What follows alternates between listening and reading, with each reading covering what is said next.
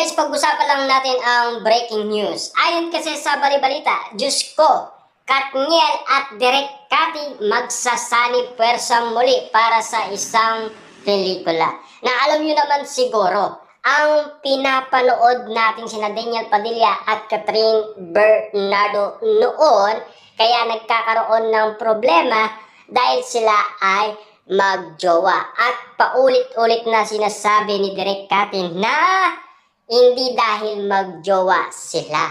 Pero ayon kasi sa bali-balita, kakaiba na ang ipaparanas ni Direk Cathy kina Daniel Padilla at Catherine Bernardo.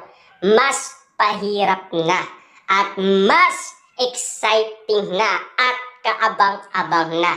Grabe ang puwersa ng Katniel at si Direk Cathy na muling binubuhay ang Katniel. Na alam niyo naman siguro, nag-post na ang ABS-CBN ng pasabog na kilig sa pagbabalik umano ni Daniel Padilla at Catherine Bernardo. Mas kinikilig kasi ang karamihan dahil nagparamdam si Direk Cathy.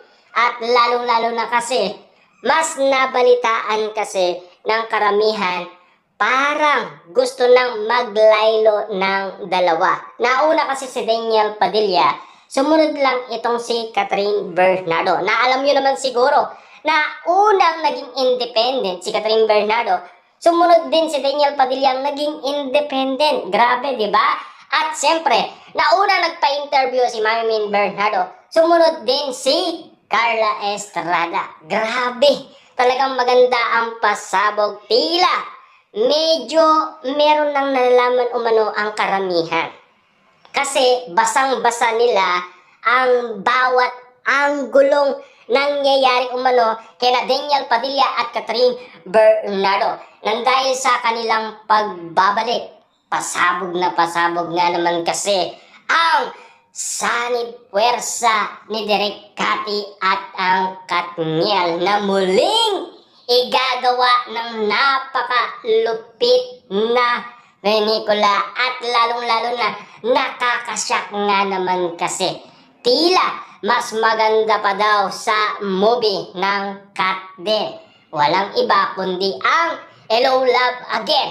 Mas pagagandahin daw ni Direk Cathy. Mas may pakulo at mas kikiligin daw ang karamihan.